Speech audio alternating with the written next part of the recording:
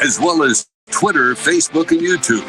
The South Carolina Education Lottery lucky number to call in is 888-898-2525. That's 888-898-2525. Now, here's Phil, Chris, and Pat with tonight's edition of Sports Talk.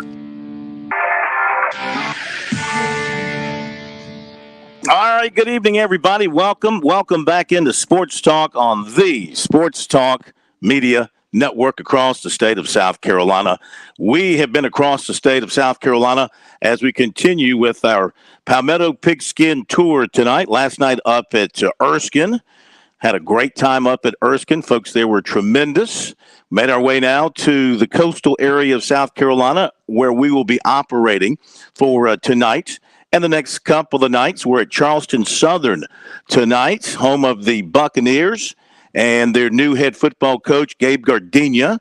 No stranger to Charleston Southern, having coached here as an assistant, eventually became head coach at Albany State, and now he is back as the head coach of the Buccaneers. He's also been in Alabama, Delta State, and Albany State. He is associated with Jamie Chadwell, of course, and I have to imagine a lot of the things that he did with Coach Chadwell, he'll try and do here with Charleston Southern. Of course, when they were here, they were quite successful with the Buccaneer program. So I think things will turn back up in that direction for Charleston Southern. As I look around, they have a beautiful football field and a very nice stadium that they have developed over the last few years, improved the setting all the way around the stadium. But the field itself, artificial surface, but it really jumps out at you. The colors of the green and the blue and the gold, I guess you would say. Very, very nice here at Charleston Southern. We have a nice day, not a cloud in the sky. Nice for us in the press box because it's air conditioned.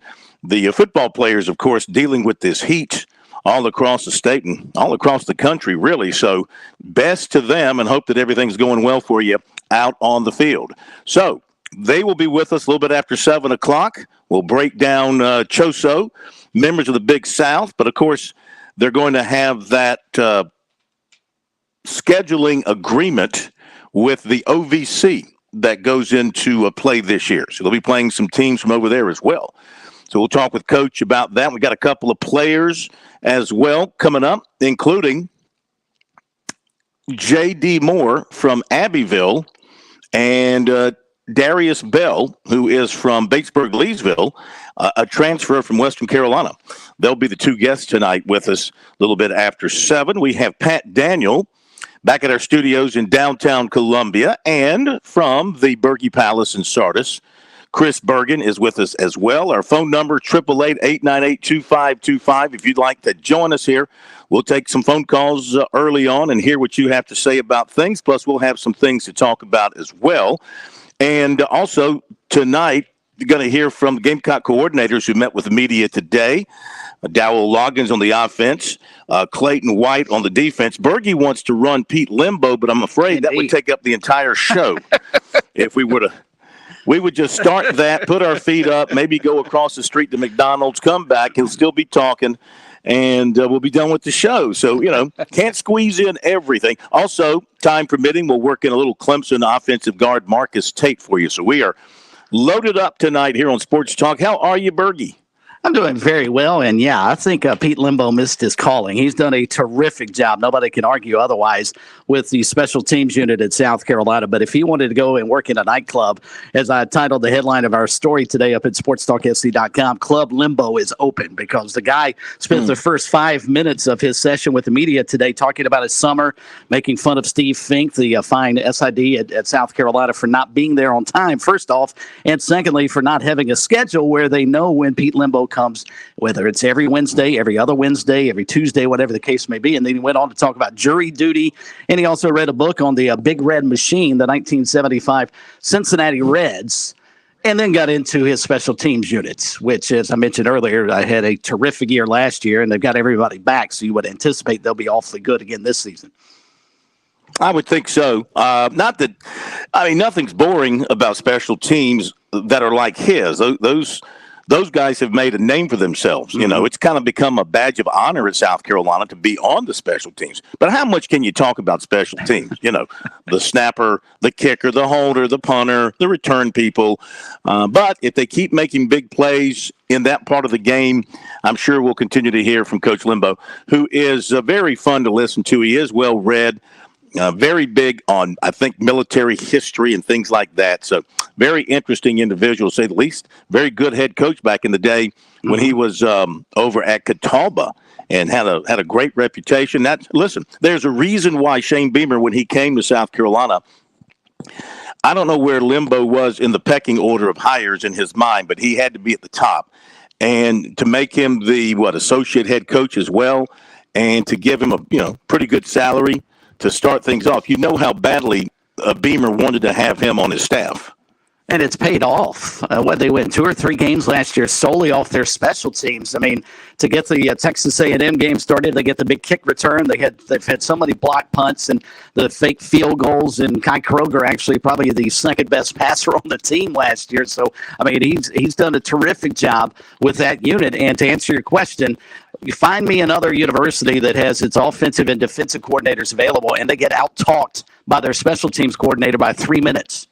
Limbo spent more time in front of the microphone today than Dow Loggins and Clayton White did today. Not many.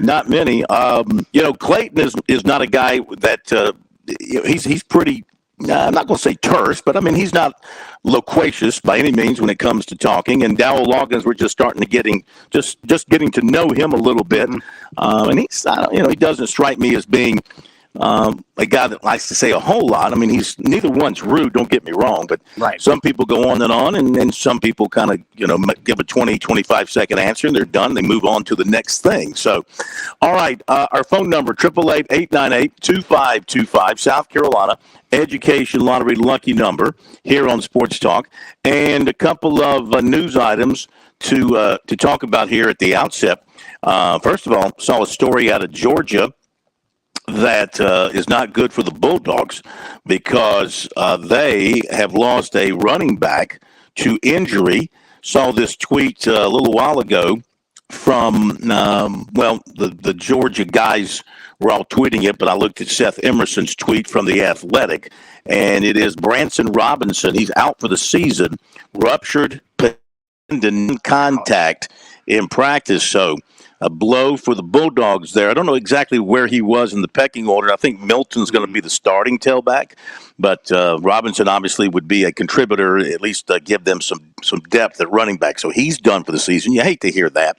And you hate to hear this as well because I am sick of it, but it is what it is. Nicole Auerbach of The Athletic reporting the ACC is, as she put in parentheses again, seriously is the word she used. Seriously considering adding Stanford, Cal, and SMU. A group of ACC presidents met this morning to discuss finances, as ESPN first reported.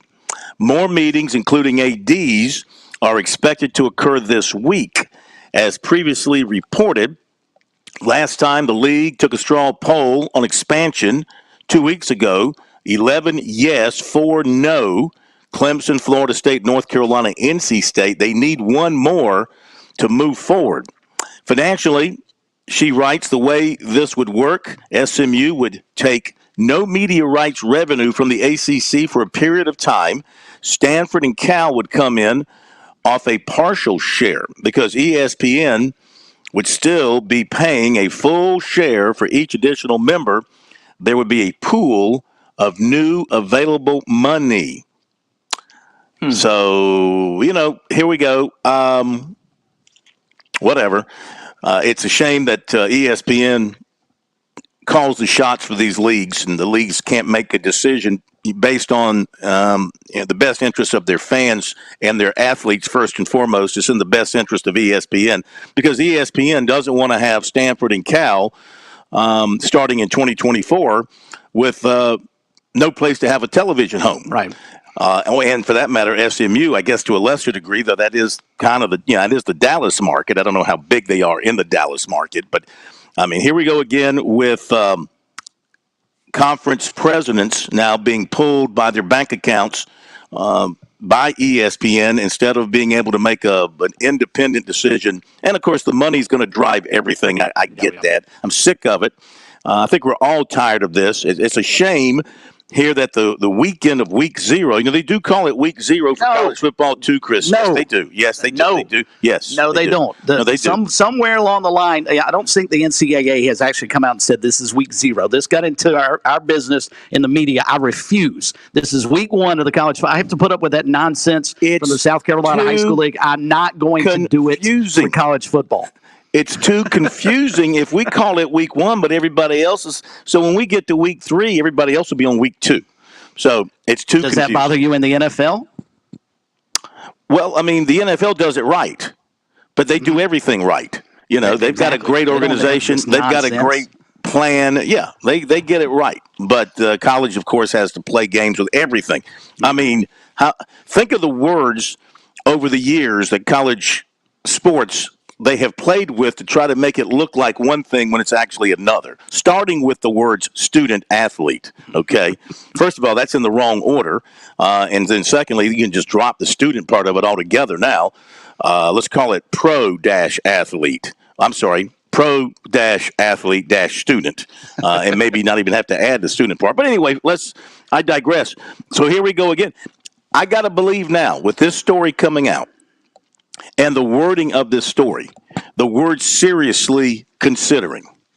So that tells me if they were one vote shy, so now they weren't seriously considering before when they were one vote shy. So now, quote unquote, they are seriously considering. So does that mean they've got the extra vote?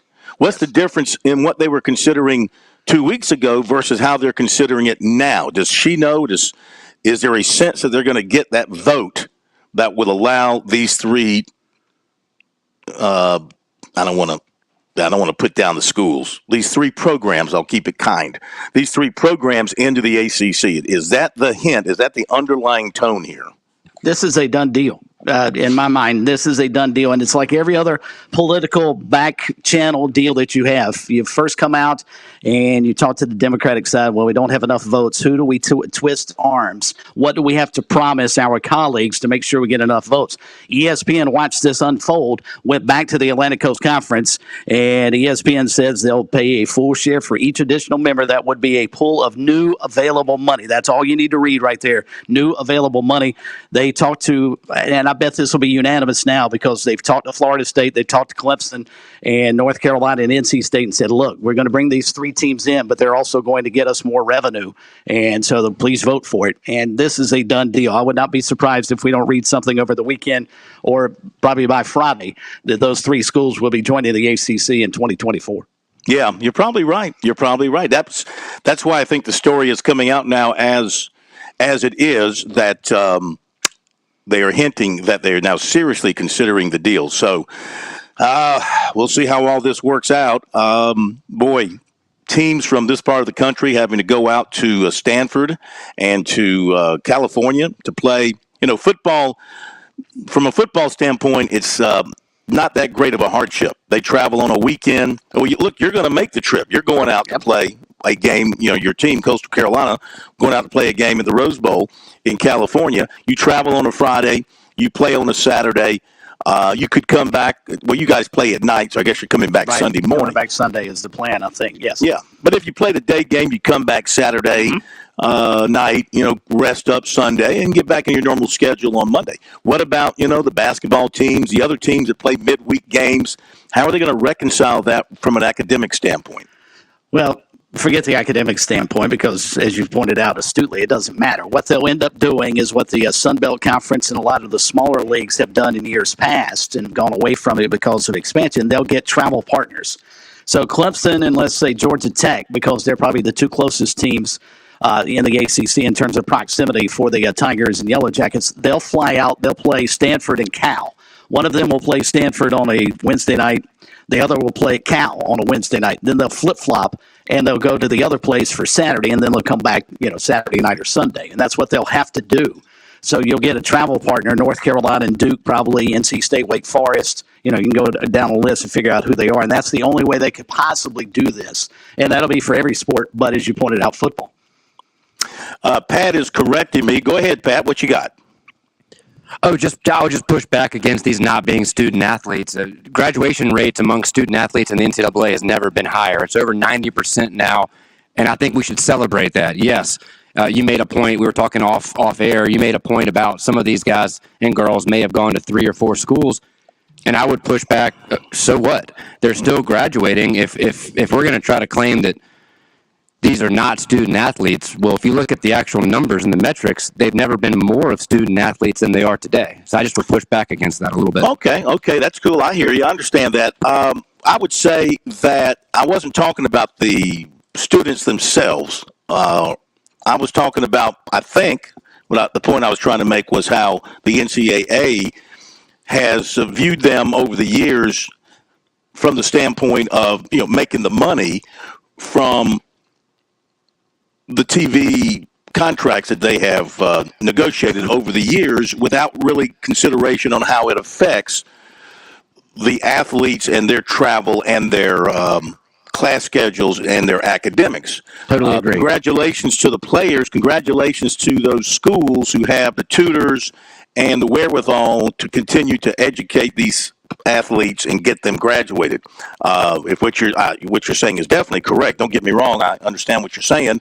Those rates are very high, and that is the athletes are to be accommodated, to be applauded for that. But I do think that the academic side of it comes in second or third. I guess second when the NCAA is making decisions, or when the schools are making decisions, or when the conferences are making decisions. They're not thinking academics first. They're thinking financial dollars, TV contracts first. I think totally that's the point I was trying to make. So, but you made a good point. And I just wanted to make the distinction that let's separate the two, because the blame here, at least in my opinion, should be on the adults in the room, not the student athletes. And I just want to make sure we're not criticizing these athletes in these respective conferences when they have nothing to do with these decisions. This is all being made above their heads. And I just want to make sure that when we vent our frustrations, and I have the same frustrations as you, I believe, that we make this towards the decision makers at the head of these respective conferences as opposed to the student athletes themselves. Yeah, but don't let the players that far off the hook, Pat, because if you have a young man or young woman who's played at 4 different schools throughout their college career, what's the value of that degree? Yeah, they may have ultimately graduated. They've taken, 30 hours at 5 different universities. I mean, how big a deal and how good a degree is that? Yeah, they may have graduated, and you're right there, but don't let them off the hook with this. I get your point about the conference realignment, the whole 9 yards. That's out of their hands. What is in their hands is showing some loyalty or staying at the university, at least one. Pick one. Yeah. You didn't like how does that play in front of when that resume lands on the desk of a potential employer? How does that play in their mind? It's like, why did you leave here to go here, and then leave there to go there, and then leave there to go there? How can I depend on you if your history says you can't stay in one place for more than a year or two? That's fair. I don't know. I've never been in a job interview where anybody ever asked me that kind of question, though. It's just throwing that out there. I'd be curious between y'all or our listeners, how many interviews have you ever been in your life where the employer asked about your college history, how many schools you went to, and et cetera, et cetera. Well, now you're a specialized degree, like an accounting or an attorney or something in medicine, things of that nature. Now that we brought it up, Pat, I do understand that you were at Ole Miss to start things out before you went to Clemson. So now I should have asked that question. Now sure was. Yeah. Thinking about it, But to Pat's point, if you can't handle hotty toddy, what can you handle? But to Pat's point, between the 3 of us, we went to 4 schools. Pat went to 2, and you and I graduated from the same place we started, Phil. So there's a reason to answer Pat's question. No one would have asked us that because it was irrelevant for all of us. But my point is, if you take it to the job world, and you bring a resume into a prospective employer, and you've got 5 or 6 different jobs in the last 3 or 4 years, that definitely is going to be a question. Totally. What is the issue? Why did you leave X, Y, and Z jobs? Just like, translating from XYZ University. There's got to be some culpability in here with regards to the players themselves, and to stop transferring every year to someplace else. Yeah, they may graduate, as I mentioned earlier, but what's the value of a degree if you've gone to 5 different schools to get it? It's fair. Yeah, absolutely. Okay, phone number 888-898-2525. That is the South Carolina Education Lottery lucky number for you here on Sports Talk. And I tell you what, let's hold it. We're getting a little tied up against the break, Pat. So Yeah, that's on me. No, that's okay. That's okay. We'll hold it over till the next half hour. In the next half hour, we'll hear from those Gamecock coordinators, Dowell Loggins and Clayton White, as they give an update on how things have looked in camp for them on their respective sides of the line of scrimmage. And I would imagine that Loggins, from the standpoint of his skill position guys, feels pretty good about things. Got a quarterback, got excellent receivers, tremendous tight ends. Now, question mark, running back, are they going to get the work? Are they going to get the yardage out of the running game that they need to complement what they know they can get out of the passing game? If the Gamecocks can get going at about 130 to 140 yards per game running the football, then I think their offense becomes dynamic. With the, they're going to throw it well, and I think they're going to catch it well. I think they're going to run well after the catch. You throw in about 120, 130 yards on the ground, look out. I think, I think the sky's the limit for what those guys will be able to do. And how big a season do you believe this is for Dowell Loggins? Because he comes in, fairly or unfairly, with a poor reputation from his NFL days in terms of calling plays. I mean, at one point in time, he was rated as the worst play caller in the NFL. Fairly or unfairly, because he's been attached to some bad teams. Yeah. So I don't know that that's all on him. So, but in terms of him sort of rewriting his career and resurrecting himself, we talked so much about what is Carolina going to do up front along the offensive line. Can they run the football? How good is Spencer Rattler going to be? How good is Dowell Loggins going to be? I think this is a huge prove-it year for him as well. So I think he's going to throw everything he's got into this season to try and prove, look, my resume through the NFL is what you should be looking at, not necessarily what people outside looked at in my play calling, because I ended up with some bad teams. I mean, listen, you can be the best play caller in the world. If you don't have the talent to execute it at a high level, then, your plays are going to look dumb.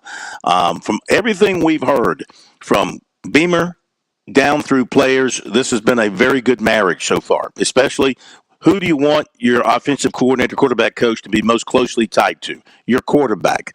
And they, Rattler has spoken very highly of him. Other offensive members have spoken very highly of him. The proof will be in the pudding. And you know what? They may have to match North Carolina point for point. I think their defense is going to be good enough to stymie North Carolina enough to allow them to get a couple of touchdown lead on the Tar Heels. Probably win this thing. As I look ahead to a week from Saturday, I start thinking about my projections, start delivering my prophecies. I don't pick games, I deliver prophecies.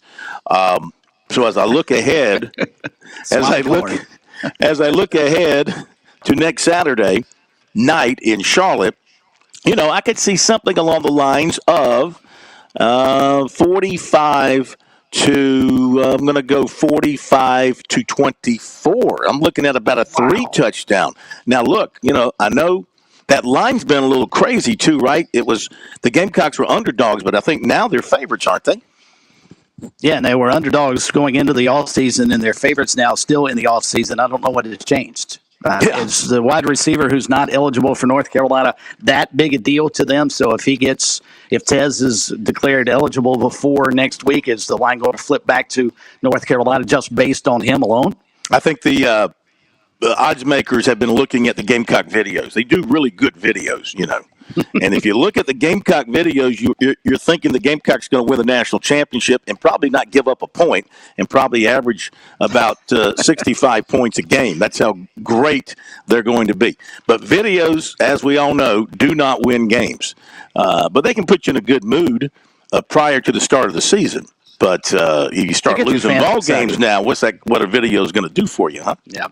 Well, get your fans excited and get them fired up for the game, and that's what they're for. And it helps you to sell tickets. It helps you to sell tickets because now they believe. Right now, they're all believing in the hype. Clemson's been a little bit quieter, I think, on that side of it with their social media. I don't think I've seen as much. Quickly, Yahoo Sports reporting this afternoon, $72 million in additional revenue if the ACC expands by 3. Okay, we'll be right back. On Point Weather is made possible by our friends at Palmetto Citizens Federal Credit Union on 107 The Point. And here's tonight's forecast. Clear this evening and comfy with low temp dipping to 67. Tomorrow we start to warm back up again. Sunshine-filled skies at a high temp of 94 Friday and Saturday.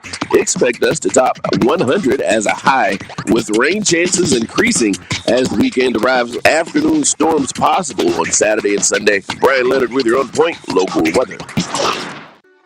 Hi, this is Adam from Aladia's in Lexington. We're open and looking forward to your next visit. Come by and see us for dinner. Not only are we back, so are some of your favorite dishes like chicken marsala, red pepper gouda bisque, and Tuscany chicken.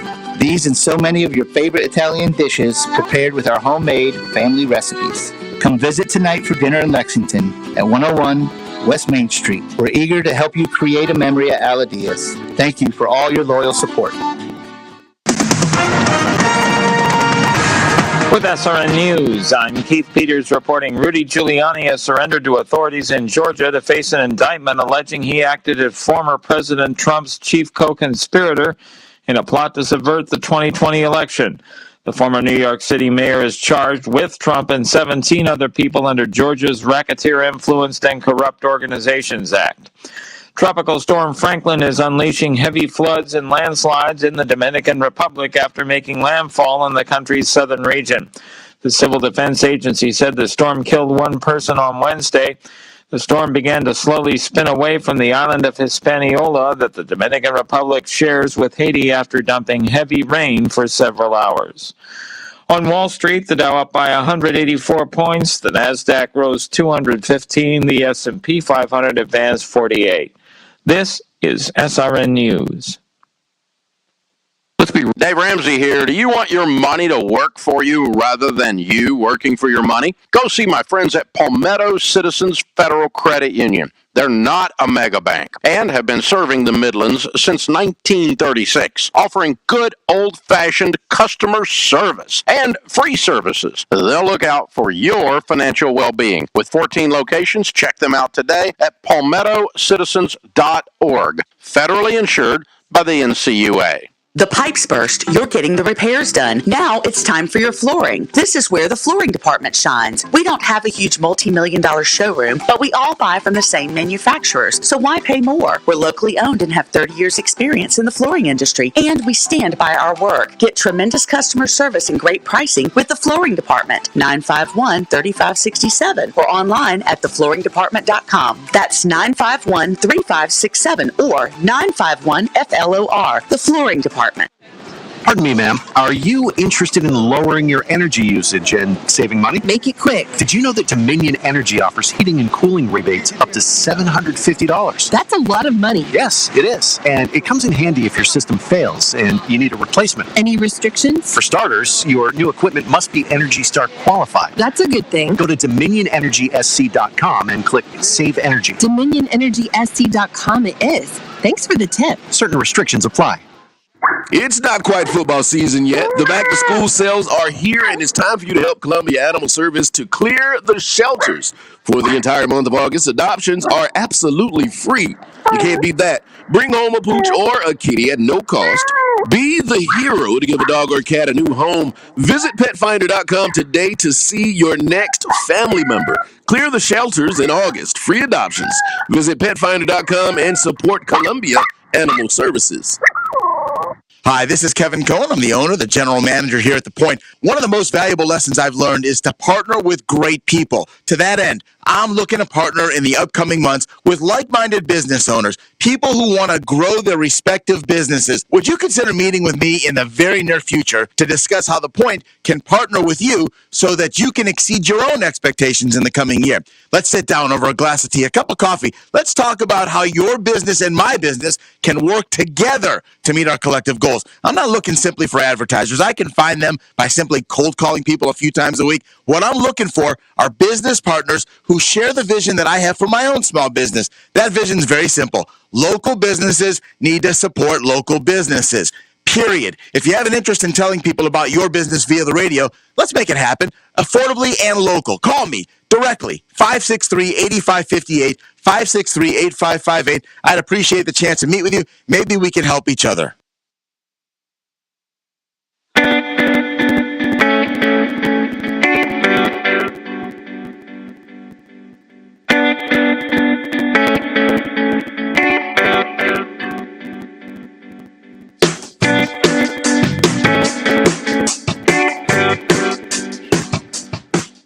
We're back. Sports Talk Media Network from down at Charleston Southern tonight. Tomorrow we'll be at Coastal Carolina, but we're also going to be over at the Citadel tomorrow morning. We have to record our interviews with the Bulldogs because their schedule doesn't fit with our schedule for a live show between 6 and 8. So we will record something with the Bulldogs and have that for you on Friday night, and then next week, Wofford on Monday night, and then Anderson on Thursday night to wrap it up. And they were off and running because we've got football next Thursday night in the state of South Carolina. So Ross Dellinger reports ACC stands to make $72 million in additional revenue from ESPN if it expands by 3, sources tell him at Yahoo Sports. And given the money concessions from Cal, Stanford, and SMU, a large portion, $55 million, would be distributed annually, likely via athletic performance incentives. In other words, the winners get more. And also, there was a report that Cal and Stanford will only be joining for football and basketball, not the other sports. Is that correct, Chris? Is that what we heard?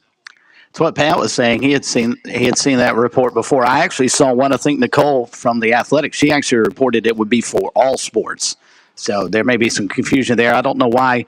I get it. This is all about football anyway. So what does it matter anything else? But I can't imagine Cal and Stanford would agree if they can't take all their sports, especially a program like Stanford that's so good top to bottom in their athletic department. I'm fascinated to watch what Anson Dorrance has to say after this move goes through, when he made the comment earlier that he wants to see Stanford and Cal die on the vine.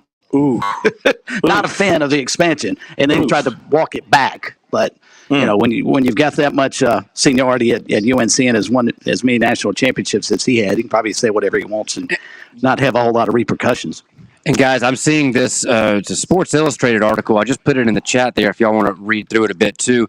And I'm seeing Mike Silver of the San Francisco Chronicle being the first to report it. And then Jake Curtis is the one who wrote this article for SI.com. And they're the ones that are claiming that. And again, we have so many different conflicting reports, but that would be interesting to see the ACC only offer Stanford and Cal for football and basketball, because then we do have all the various Olympic sports. And this is at cursory glance, so I may have missed one here, but I believe I have all of this. These are Olympic sports that the Pac-12 offers that the ACC does not. And that's beach volleyball, men's gymnastics, ice hockey for men and women, men's rowing, rugby, men's volleyball, and water polo. Now, I know a lot of schools in the ACC have club sports of those various sports, but not actual varsity level sports. So would be curious to see what happens to all of those respective teams. And you may have a situation like the USC men's soccer team who competes in the Sun Belt as opposed to the SEC. And here's the other thing to be reported at some point. Who caved from the ACC? Where did they get the vote they needed to be over the top? When they realized they were going to get, $72 more million into their coffers, all four said, yeah, bring them on. You think so? I guarantee all four that you watch. This vote will be unanimous when it's announced. Okay. I'll be shocked if it's not. All right, very good.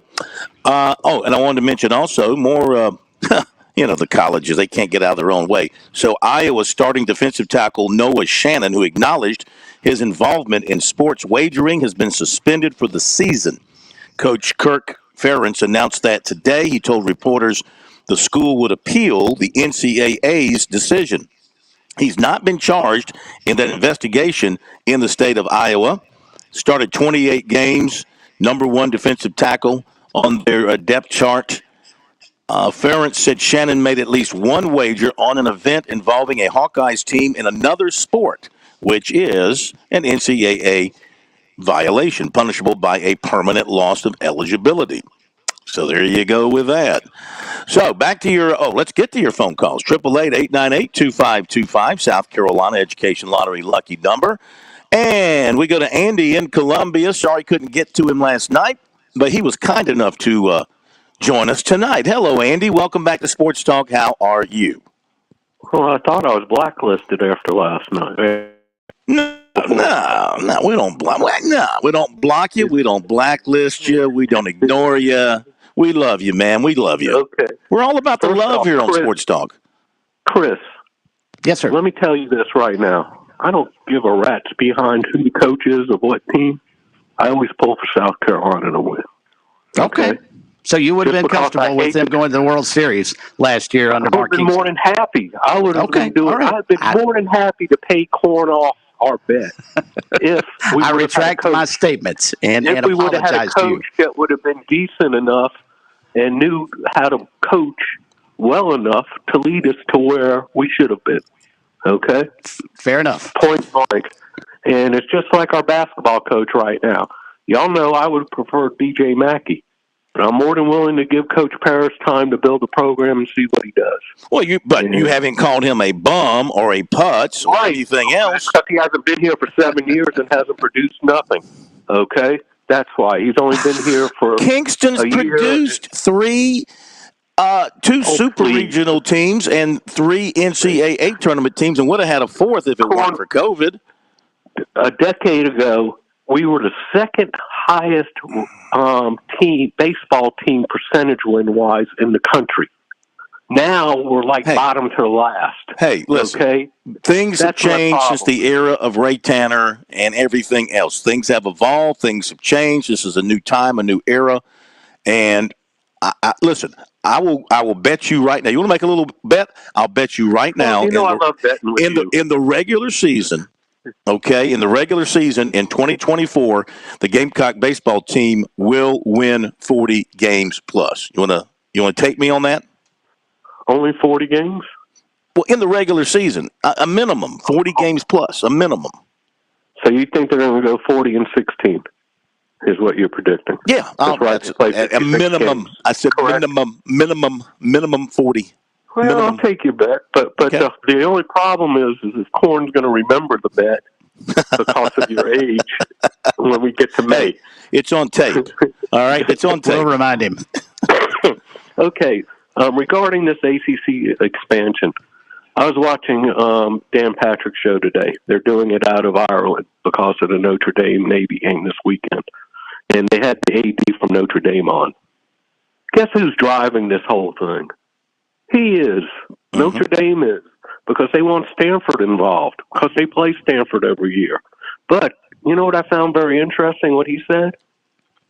Notre Dame will never be anything but an independent as long as they have media rights.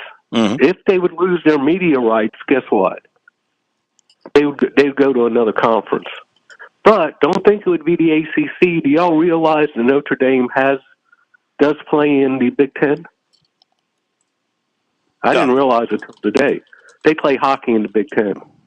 It only stands to reason if they were to join a league, they would join the Big Ten or the Big whatever it is now. But, yeah, that, of course, then again, geography doesn't really come into play, so it seems. But it would stand to reason that they would try to join the Big Ten since it's so close to their home. Yeah. But then they've got the natural rivals up there with Michigan and Indiana and I guess some degree Ohio State and others in that league. You know, they really haven't.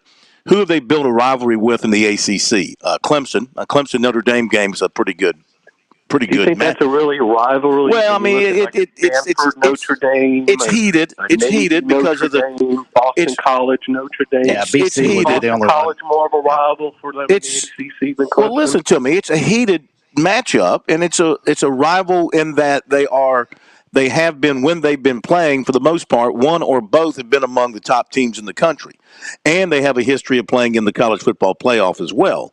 So from that standpoint, from the competitive standpoint, there's a bit of a rivalry. Obviously, from the standpoint of the histories of the schools, no, there's no rivalry there. Yeah, but he was very adamant, that there's only one way, and that's media rights, and we all know that NBC is never going to let Notre Dame go. So I would expect that to be an independent for pretty much life there. So that's what I'm reading into that. Why SMU? They want to try to get a hold of the Texas base now? And it won't cost them anything. It's not going to cost them anything. And that was my other question. You say $72 million. Okay, that's per year? Yeah. Added? Okay, how many teams will now be in the ACC? I guess you're talking 17. Notre Dame. Yeah, 17. Okay, so we're talking, what, $4 million a team? I guess, yeah. Somebody who can do math, do the math real quick. Well, I have an accounting degree from South Carolina. That doesn't mean I can do math. Yeah, but, close enough. But I mean, it's not like they're breaking the bank with this move. It's not like they're breaking the bank with this move. But let's face it, the ACC schools, they have no other choices right now because of their grant of rights that each one has turned over to the ACC. And the ACC is holding their feet to the fire on that. So they can't go anywhere unless they just want to pay through the nose to do it, Now, maybe one day they will. Did Notre Dame sign a grant of rights for everything but football and hockey with the ACC? No. Their TV package is with NBC. That's where, again. That's football only, isn't it? Yeah, but that's all that matters. Nobody's signing TV contracts for any other sports besides football. Basketball? No. Okay. All these deals are done with football in mind, not basketball. Hey, we got to run. Yeah, we got to run to other callers, but thank you very much. I am right about that, right, Chris? I don't think none of these deals are done with any other sports in mind other than football. The ACC might be a little different with regards to North Carolina and Duke, but yeah, I'm pretty sure that this is all a football-driven move. And yeah, as much as we like basketball, it's not moving the needle and certainly not bringing in that kind of revenue, even up on Tobacco Road, the way the football program is. Yeah. All right, Andy, thank you very much. We got to get to more and callers. My apologies again, Andy. I won't disparage your fine reputation anymore. And a couple of quick news notes here. Shane Beamer's having his call-in show tonight. He, according to David Cloninger, said that Jatius Greer, a bit banged up, did not practice today, but will play if healthy, which means he's not going to play. Because when Beamer says a guy is banged up, didn't practice, will play if healthy, usually that player doesn't play. You notice that when he talks about that? Top three edge rushers, Jordan Strawn, Brian Thomas, Tyreek Johnson. And he said Drew Twizama will play against North Carolina. He said that yesterday as well. And, tragic story out of Chapin High School that state newspapers reporting. Newberry County Coroner's Office announced that Fabian Douglas Trey Ruff III, 17, died this morning at a home in Little Mountain. Cause of death was not identified, and his passing remains under investigation, according to the coroner's office. He's an offensive guard, defensive lineman for the Chapin football team. According to a message sent to the families at Chapin High School, said the senior became ill at home and passed away. So we're certainly sorry to hear that information that is just coming out this evening. Quickly, let's hit another phone call before our break, and we'll go next to Keith in Camden. Hello, Keith. Been a minute. Welcome back into Sports Talk. How are you? I'm doing great, but I must confess my sins. A little late joining the show tonight. I wanted to listen to Beamer. It's his first call-in show, and I could only handle about 2 minutes of Todd Ellis, so I flipped the channel back over to you guys. Well, welcome home. Oh, wait a minute. That's their motto. Welcome back. Yeah. Welcome back, Cotter. It's all good, man. It's all good. It's personal choice. Yeah. It's all good. I know. How in the world, how do we can't do any better than that. It's just crazy. But that's not what I'm calling about.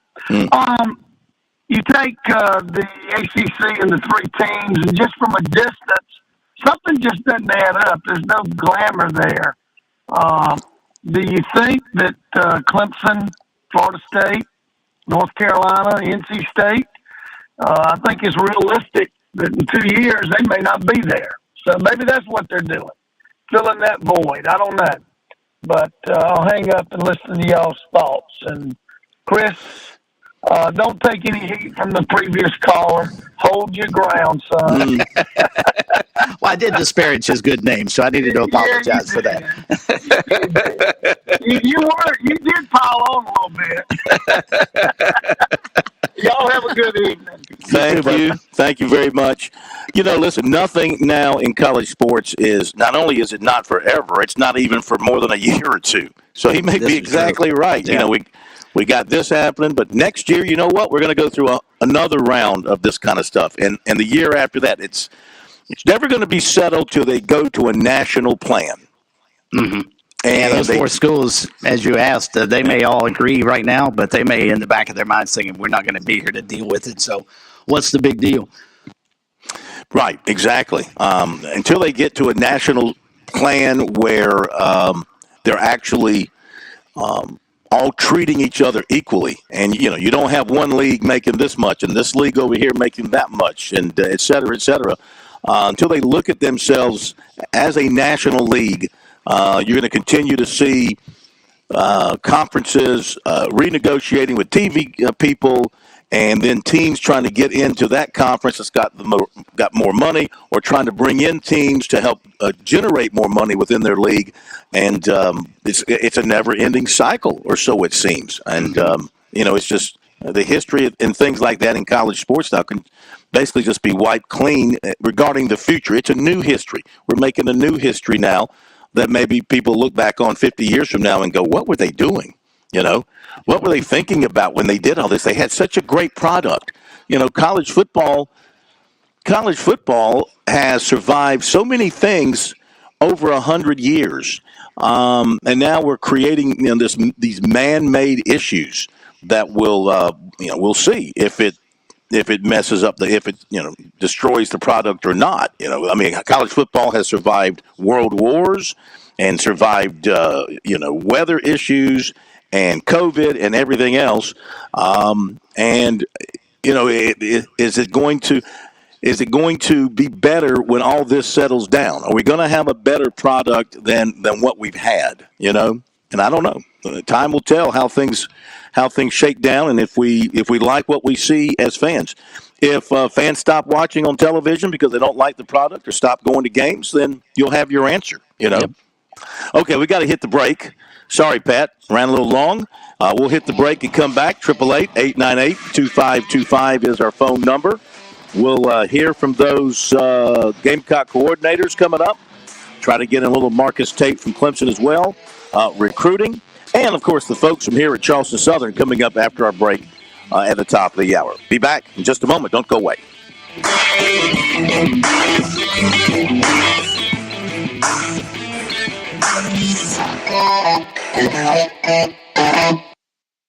Summer weather has arrived in South Carolina, and you know what that means. Sweet, tasty South Carolina peaches are hitting shelves near you.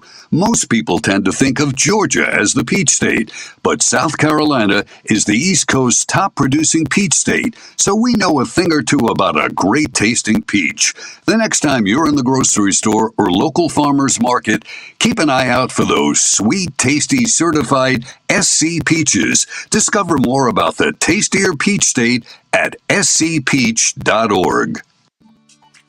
Major Billy Downer here from the Department of Natural Resources, and DNR is excited to announce the implementation of Go Outdoors SC, a new online licensing and boat titling system that you can access right from your phone. Through this new system, customers can purchase their hunting and fishing licenses, renew their boats, apply for lottery hunt opportunities, and complete electronic harvest reporting. For information, visit Go Outdoors SC at your local app store. It all builds up to this at Darlington Raceway. If you're going to kick off the playoffs, why not do it big? Green flag is up. Like Labor Day weekend big. That's how you make a move. And around goes Truex. Like Southern 500 big. The only thing bigger than the action will be the experience of seeing it live. Tight. NASCAR playoffs weekend at Darlington Raceway, September 2nd and 3rd. Get your tickets today at darlingtonraceway.com. Discover South Carolina. Dumpster Plus is your solution to a more cost-effective and professional work site. Dumpster Plus provides a roll-off dumpster and porta-john in one. Give them a call at 803-500-5094 and ask them about 2 services for the price of one. It's 1 call, 1 delivery, 2 services. Locally owned and operated in Columbia, and that means you'll talk to a real live local person, ready to get what you need with a 24-hour turnaround guaranteed. Whether your worksite is residential or commercial, big or small, near or far, you'll save money with Dumpster Plus. Waste management solutions never look so good. Call Dumpster Plus at 803-500-5094. That's 803-500-5094 for Dumpster Plus.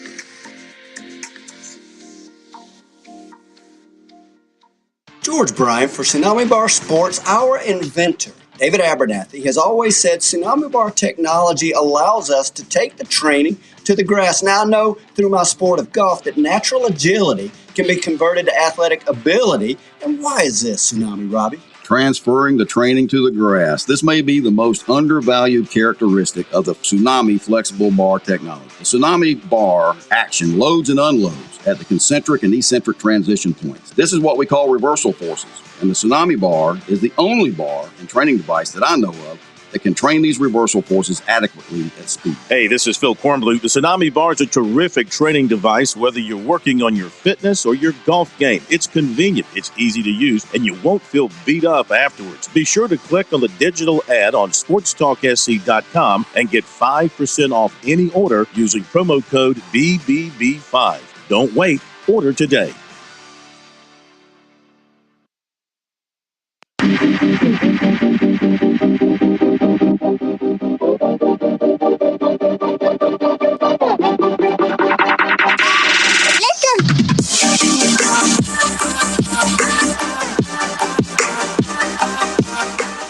Let's go ahead and give you the recruiting report tonight before we turn our attention to the Buccaneers of Charleston Southern. Our recruiting report is brought to you by Seawell's Food Caterers in Columbia, the very best in the catering business, none other than Seawell's. For over 70 years, they have been handling all your planning and your catering needs. And their phone number is 803-771-7385, online at SeawellsCateringSC.com. And don't forget the daily luncheon buffet once again tomorrow from 11 till 2. Only $14, and we do have a roast beef Friday in our future on Friday. So Clemson in the 2025 class, they like to recruit in Birmingham, and they've had success there, and they're going after big defensive tackle Jordan Crawford, who is 6'2", 300. Tigers offered back in late May. He also has, of course, Alabama, Auburn, Georgia, Florida State. He's one of the big-time defensive line products in the class. Been to Clemson on multiple occasions, including a major recruiting weekend in April when the Tigers had a number of their top prospects in from the 25 class. And he loved his last visit to Clemson, he said. Got a chance to meet with the players and the staff. Of course, Nick Eason does a tremendous job recruiting in Alabama for Clemson, and they are building a pretty strong relationship at this point. So he's a very strong guy, a 605-pound squat. That's crazy. That is crazy. He's going to drop a top 12 midseason and then focus on those schools. He said there are about 7 schools that have already been added, but he wants to see how it goes. And he says Clemson is definitely on there. So the Tigers stand in good shape with him at this point. So one to keep an eye on for Clemson is out of Birmingham, defensive tackle Jordan Crawford, 6'2", 300. And that's all we got for you in recruiting tonight, brought to you by Seawells. All right, approaching the top of the hour, and nope, running out of time, can't get to a call. We'll get to more calls coming up. For those of you on the line, hang in there. We'll try and get to you. But after the top of the hour break, we'll be joined by Coach Gabe Gardenia and the players from here at Charleston Southern. I said Travis Bell. He's from Leesville. I assumed he went to Batesburg, Leesville. You should never assume. He's from Gilbert. He went to Gilbert then to Western Carolina. Now he's here at Charleston Southern. And J.D. Moore out of Abbeville. It's all about the A. And we'll be back. By the way, before we do what's supposed to happen here, thank you for pushing the button. I thank you. Programming thanks you. America thanks you. WQXL Columbia, W264DF. Grills, outdoor kitchens, fireplaces, summer sizzle starts with Bart. This is 107 The Point. News this hour from townhall.com. I'm Keith Peters reporting. Russia's Civil Aviation Agency says mercenary leader Yevgeny Prigozhin was aboard a plane that crashed north of Moscow on Wednesday. All 10 people aboard were killed. Prigozhin led a brief armed rebellion against the Russian military earlier this year. President Biden was asked if he thinks Vladimir Putin was behind the crash. There's not much that happens from Russia and Putin up and down, but I don't know enough to know the answer. The crash immediately raised suspicions since the fate of the founder of the Wagner private military company has been the subject of intense speculation ever since he mounted the mutiny. 8 White House hopefuls will participate in tonight's first GOP presidential debate, beginning at 9 p.m. Eastern Time on Fox News. With former President Trump skipping the debate, Ron DeSantis and Vivek Ramaswamy will stand center stage in Milwaukee, flanked by Mike Pence and Nikki Haley. The RNC says Chris Christie and Tim Scott will be in the number 5 and 6 positions, with Asa Hutchinson and Doug Burgum standing on the wings. Fox News moderators have said topics will include the war in Ukraine and abortion. White House correspondent Greg Clugston. The CDC is warning people not to kiss their pet turtles. Bob Agnew reports. The CDC says 26 people in 11 states have contracted salmonella after kissing their turtles. 9 had to be hospitalized. In an investigation notice, the CDC says turtles with shells less than 4 inches long seem to be the most likely sources of the illness. It warns, quote, don't kiss or snuggle your turtle and don't eat or drink around it. The CDC says children under 5, those over 65, and people with weak immune systems should not keep turtles as pets. Bob Agnew reporting. On Wall Street, the Dow up by 184 points, the Nasdaq rose 215, the S&P advanced 48. More at townhall.com. If inflation is crippling American families and the current administration sure isn't doing you any favors, it's times like these you need to find ways to spend less wherever you can. One easy way is switching your wireless service to Pure Talk. That's right, veteran-owned Pure Talk is wireless for Americans by Americans. Instead of wasting their money on thousands of retail stores you'll never go into, famous actors you don't care about, or expensive perks you'll never use, they just want to save you money. In fact, Pure Talk saves the average family almost $1,000 a year, and the coverage is great. The most dependable 5G network in the U.S. You can get unlimited talk, text, and plenty of high-speed data for just $30 a month. If you're ready to cut your wireless bill in half, dial pound 250 and say keyword spend less, and you'll save an additional 50% off your first month. Again, dial pound 250 and say spend less, and make the switch to Pure Talk today. Dollar Tree and Family Dollar agreed to a deal with United States regulators to improve workers' safety at their bargain stores. We hear more on this story from correspondent Julie Walker reporting. Labor Department officials cited blocked exits, unsafe storage, and improper access to fire extinguishers and electrical panels at Dollar Tree and Family Dollar stores. OSHA issued 403 violations since 2017, resulting in more than $13.1 million in fines and $1.4 million in penalties. Under the agreement, the company must fix the violations within 2 years. In the future, if hazards are not fixed within 48 hours of an OSHA notification, the company can face a $100,000 fine per day. I'm Julie Walker. News and analysis available at townhall.com. I'm Keith Peters reporting.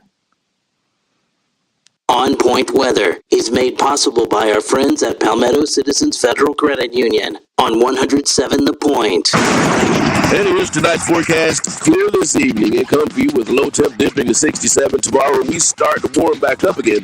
Sunshine-filled skies at a high temp of 94 Friday and Saturday. Expect us to top 100 as a high, with rain chances increasing as the weekend arrives. Afternoon storms possible on Saturday and Sunday. Brian Leonard with your On Point local weather. WQXL Columbia, W264DF. Grills, outdoor kitchens, fireplaces. Summer sizzle starts with Bart. This is 107 The Point. Please press button now. I said to, genius.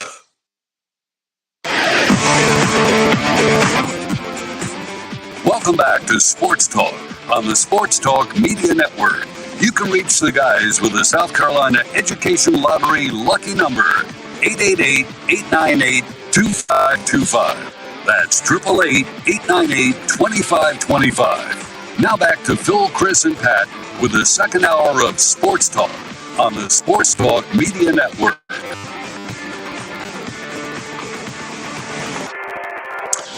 Okay, we're back on Sports Talk here on the Sports Talk Media Network on this Wednesday night. We're on the road once again. The Palmetto Pigskin Tour rolls on. I think this is stop number 10. Ooh. Stop number 10 out of 14, if I'm right. I got, let's see, 2 tomorrow, then 2 next week. So, yeah, this will be number road 10. warrior there, Phil. Holy smokes. I refer to myself as a Walmart truck driver, and I say that with all due respect to Walmart truck drivers because they do a great job. I pass them all the time on the interstate. We are at Charleston Southern University. And it is a pleasure to have the first-year head coach, Gabe Gardenia, with us here up in the press box. He's no stranger to these parts because he was an assistant coach here. So welcome back. And you've been a head coach before at Albany State, so this is not a first-time thing for you. But what about stepping into this job, knowing what can be done here because you were here when it was done well before? Sure. It's like a dream almost, and a little bit of homecoming, and obviously great to be back here in the low country, around a university that, believe in so much and enjoy or have enjoyed many times working here. And so very exciting to be the head coach here. Loved our time in Southwest Georgia. Albany State was a great place and learned a ton of things, coached a bunch of great players, and was blessed to have some success there. And so now to be back and working with Jeff Barber and everybody here that makes Charleston Southern so special is exciting for me. So what are your plans on the offensive side? Do you do a lot of things that you guys did when Coach Chadwell was here? Yeah, I think it's kind of similar. It's as we like to say, it's a little bit of gun spread option. We like to ground and pound and then go downtown. So it's exciting. I think it's great for our players. It's stresses defenses and it's really not what we do so much. It's how we do it. We want to play with great relentless effort and physical brutality. We want to knock people off the ball and we want to show everybody that we really love each other as a team. That just means we want to play hard and let that show up on our film. Did you have to teach them physicality when you got here? I think anytime you go to a new place, you're trying to put your stamp on it. So, you try to, just kind of wipe the slate clean and say, hey, look, this is the new expectation. Wipe away what the old expectation was and, cut these O linemen and D linemen loose a little bit, let them wreak havoc and take the chains off, I guess. And so, yeah, sure, it's been fun. And, practice is very physical. Today was great. We get back to our Bloody Tuesday mindset that we started here in 2008 and carried on with Coach Chadwell. So, it was exciting. Tell us about Bloody Tuesday. Well, it's started here. We it was something. I grew up around Penn State football. Okay, so when I was 12 years old, I went to a banquet and I heard this D lineman speak. He was thanking Joe Paterno through his tears. He was like, "You brought back Bloody Tuesday, and it was the greatest thing. We started out the season 0-2, and you brought it back, and it was the greatest. We got our mind right or whatever." And so we tried it here. And Phil, I'm not going to lie. This is a true story. In the very first drill, one of our walk-on offensive linemen got a huge gash on his arm and starts bleeding everywhere. And we're running to the next drill, and he looked right at me, and he took his hand. And, no, he did. Oh, my gosh, it was unbelievable. He wiped the blood off of his arm, and he wiped it on his face. And he said, "Hey, Coach, it's Bloody Stinking Tuesday." And I thought, we got something here. And so from then on, the legend was born. I was texting some of our former players last night, hey, it's back. And they were just, I'm taking off work tomorrow to come watch practice. So, we kind of surprised our players with it today. And, the coaches get into it. It's kind of like this professional wrestling intro.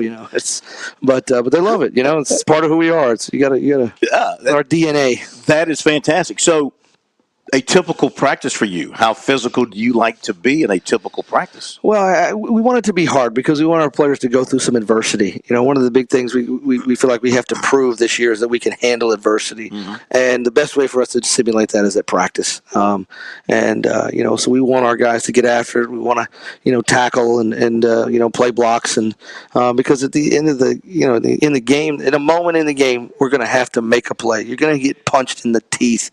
Can you come back from that? And it's really a life lesson too. When you're 35 and you lose your job or something happens, what character qualities are you going to cling to? Mm-hmm. Here at CSU, we want you to cling to the Lord and persevere and be dependent on your teammates, right, to do their thing in your life. So it's a microcosm of the bigger picture, and it's one of the special ways we get to do it. And as a football coach, we like hearing those pads crack.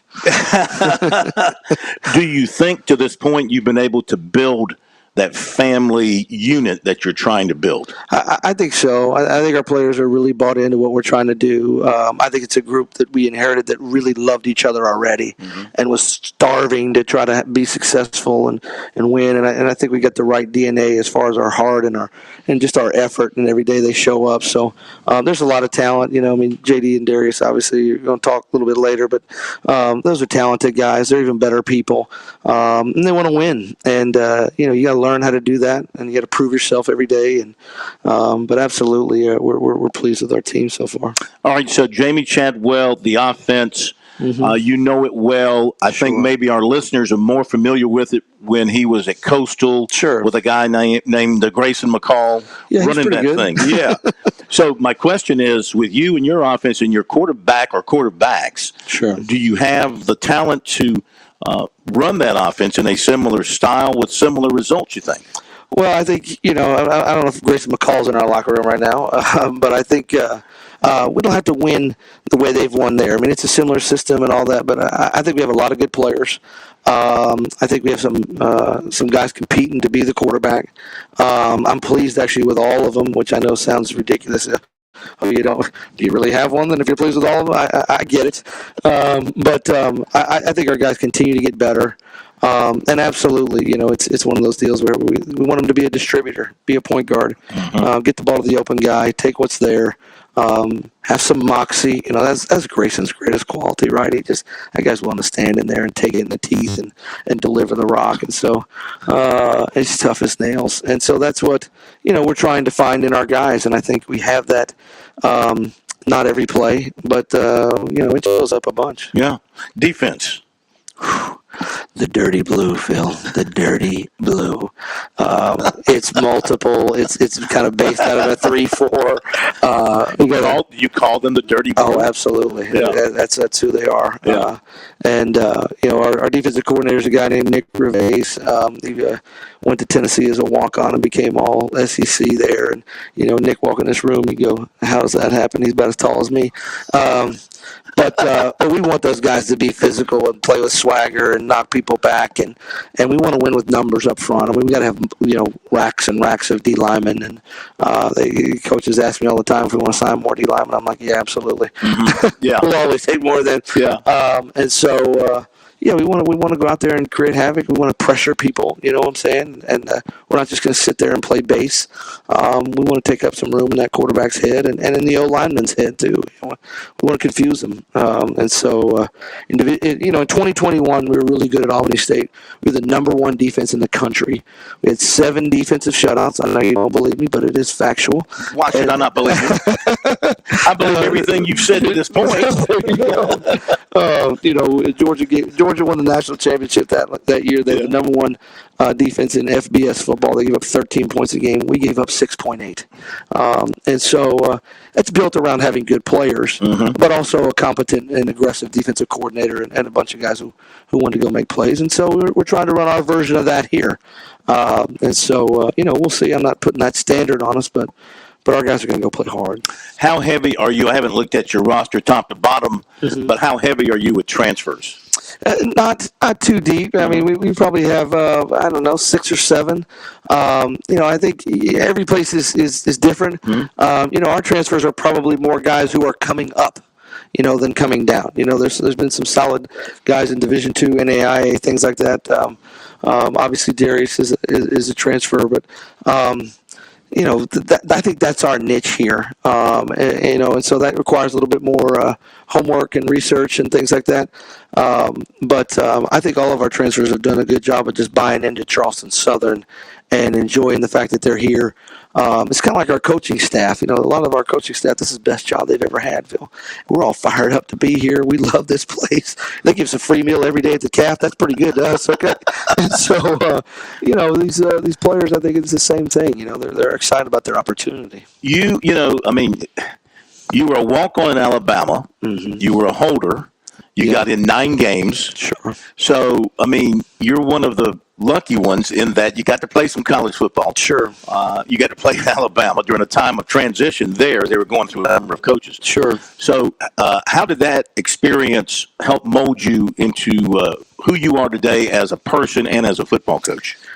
Well, when you play for 4 different head coaches, you see a lot of leadership styles. 4 different ones. Yeah. It was, Mike Dubose was one way and Fran was another way. And then Mike Price was there for the spring and that didn't work out so great. Yeah. And then, Mike Shula came in. I guess I would say this is everybody had differing degrees of connecting with the players. And I feel like that's the number one thing I want to do all the time is connect with these guys. I don't want to be standoffish with them. I don't want to be, this guy that lives in this ivory tower or anything like that. Like I want to, put my arm around JD and Darius all the time and say, hey man, how's things at home? How's your mom? How's your girlfriend? Do you have a girlfriend? You know what I'm saying? Yeah. What's going on in your personal life? Yeah. And I think that's what meant a lot to me as a player, and I had position coaches that did that, and I had position coaches that did not do that.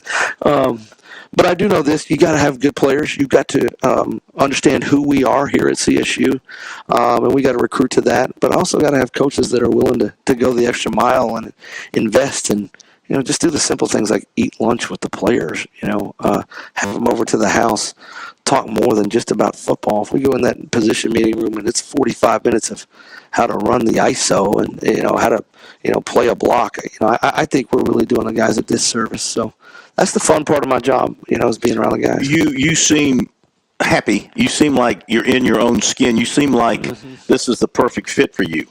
I've never thought of it that way, but I'm really enjoying where my feet are. I enjoy working for Jamie Chadwell when I was here, and so I don't know. This is something that I think can be really special, and a group of guys and a group of coaches that the worst day of my year is when the season's over because the team dies. Yeah, you know what I'm saying. The best parts of my life are when the season is in and we're out there and we're grinding and we're working all these hours and we're getting to laugh. I think a team that laughs a lot and high fives a lot, that's a fun team to be around. It's like, working at doggone Kinko's. If we're laughing and, high fiving, I think we have a good time.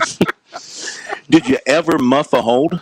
Oh yeah, let's not go there. Seriously? Oh yeah, Tennessee. First quarter. Dropped one, and obviously missed the kick and went to 5 overtimes. We played over 100 plays on offense. That was when the overtime rules, they just let you play forever. Yeah. Yeah, I still think about that to this day, brother. Oh gosh. In other words, you're part of the Alabama legacy of bad place kickers. Oh yeah, that game is an instant classic, and I hate it. It shouldn't be. You know what I'm saying? It's a 5 overtime game, and we lost. But Tuscaloosa is a great place. It means a lot to me. I met my wife there. Yeah, got my coaching career started there, and worked for Mike Shula and Nick Saban, and learned a tremendous amount of football.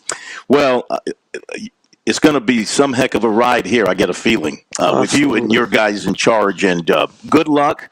Thank you for having us up here tonight. We appreciate your time. We'll be in touch during the season and look forward to talking to your two guys coming up next. But thank you so much for the time tonight. Well, it's a pleasure and a privilege to be on, and yeah, let's go Bucks. There you go. Thank you, Coach. Yep. Coach Gabe Gardenia with us here at Charleston Southern, and after the break, we'll be joined by two of his players, J.D. Moore from Abbeville, running back, and Darius Bell from Gilbert, and he is a defensive end. They'll be joining us here on Sports Talk from Charleston Southern after this break. Don't go away. Be right back.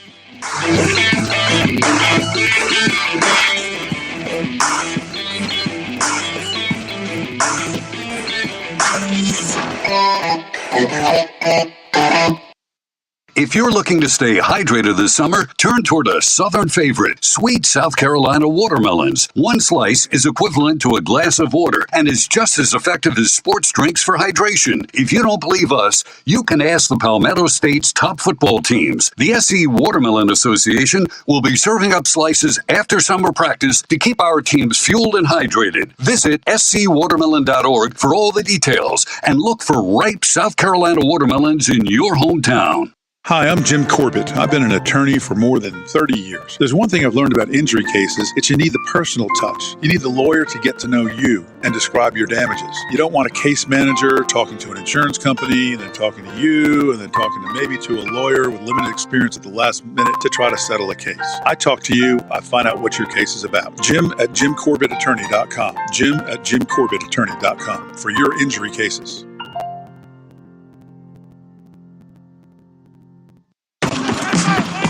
Football season is upon us, and that means Columbia is welcoming fans from around the corner and across the country. No matter where you're from, Gamecocks love coming together for game day energy that can only be found in South Carolina's capital city. Book hotel rooms, find pre- and post-game activities, and plan your tailgate spread with local favorites from pimento cheese to barbecue at ExperienceColumbiaSC.com. We'll see you soon, and go Gamecocks! Hi, folks. This is Mike Morgan. I want to tell you about an exciting new product from my friends at Vision Air Solutions. Staying healthy in my line of work is so critical, and probably in yours as well. A large factor in all that is making sure we're breathing in healthy and safe air every day. That's where Vision Air Solutions comes in. They make sure your home has air purification for all the air pollution you can't see. Viruses, mold, bacteria, stale odors, cooking smells, and volatile organic compounds. They make sure your home is full of clean air and also offer HVAC duct cleaning and sanitation as well. Make sure you and your family are breathing clean air today by giving Vision Air Solutions a call today. 803-220-1811. That's 803-220-1811. Tell them Mike sent you. Investing can be like a puzzle. There's so many pieces to consider, and it can be hard to know where to start. But with the right guidance, you can put the pieces together to create a winning strategy. That's where Founders Investment Services come in. Our team of financial advisors can help you navigate the complexities of investing and create a personalized plan that fits your goals and risk tolerance. We'll work with you to identify the pieces of your puzzle and how they fit into your financial future. Call 866-739-7064 or visit foundersfcuinvestments.com to learn more about how we can help you take the first step towards reaching your financial goals. Securities offered through LPL Financial.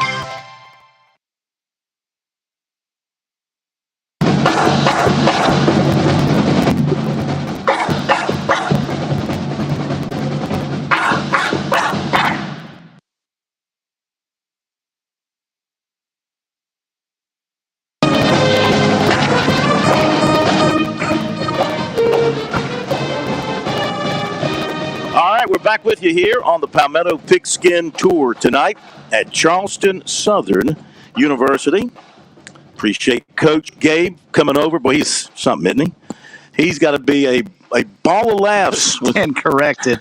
I thought Pete Limbo was the funniest coach we'd hear from today. I'm not sure Coach Limbo can hold a candle to Coach Jardina. He out-limboed Pete Limbo. He sure you know did. Pete He Limbo? was great. Yeah, okay. You out-limboed Pete Limbo today. He was great. Did a great job. Okay, so we've got our two players here from Southern. Let's welcome in running back J.D. Moore from Abbeville. JD, how you doing? I'm good. How about you? We're doing fine. It's all about the A. Yes, sir. And we've got defensive end Darius Bell from Gilbert, yes, sir, out of Western Carolina. Welcome in, sir. Thank you for having me. One-time Catamount. Oh, yeah. I got to talk about Abbeville first, though. I was up that way last night at Erskine, so went through Abbeville County. Mm-hmm. You know it well. Mm-hmm. Yeah. Yes, sir. Why do you guys win up there all the time?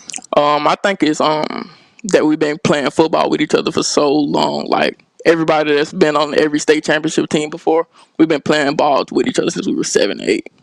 And it's just been really good. We got that good bond. We'll go outside, play, pick them up, bust them with each other. It's just nothing but football there, so it's really good. And it means something to the whole town. Yes, sir. Yeah. What's a Friday night in Abbeville like in football season? We pack it out. Everybody try to get off of their jobs. Everybody try to get off whatever they got to do. We just try to pack the stadium. We got a typical meeting for Friday, and the Friday scheduled for a football team, but everybody come out to the game from Greenwood, McCormick, Abbeville. Everybody just try to get to the stadium. Fantastic, fantastic.